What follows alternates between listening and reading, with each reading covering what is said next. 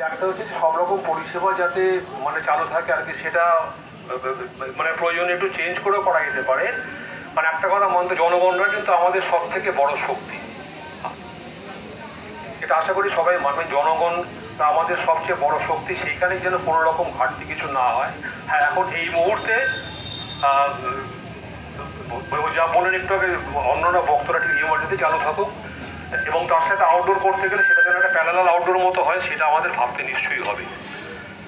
এই আমার বক্তব্য। আর যা ঘটনা ঘটলো সেটা নিয়ে তো অনেক কথাবার্তাই হয়েছে, খালি আমরা তাকিয়ে আছি আর কি ভবিষ্যৎ ফলাফলের দিকে, এবং চাইবো যেন যে ঘটনা ঘটলো তার জন্য দৃষ্টান্তমূলক সত্যিকারের শাস্তি হয়। তবেই কিন্তু আমরা ডাক্তার এবং অন্যান্য স্বাস্থ্যকর্মী হিসেবে নিজেদেরকে গর্বিত বোধ করব। আর একটা কথা মনে রাখবেন, ডাক্তার শুধু নয় আর কি, ডাক্তাররা হচ্ছেন স্বাস্থ্য ওই যে মানে এটা আছে আর কি, মানে পিরামিডটা তার টপে থাকেন, কিন্তু তাদের সবাইকে নিয়ে একসঙ্গে চলতে হয়। আর তার সঙ্গে জনগণদেরকেও আমি আহ্বান করবো যেন আপনারা মানে সবসময় আমাদের পাশে থাকুন। যদি কোনো সময় কোনো কারণে মনে হয় কোনো ঘটনা, আমাদেরকে সরাসরি বলবেন। এই বলে আমি শেষ করলাম, যে চাইবো যেন দৃষ্টান্তমূলক শাস্তি হয় এবং ইন ফিউচার যেন এই জাতীয় ঘটনা আর কখনো না ঘটে। ধন্যবাদ।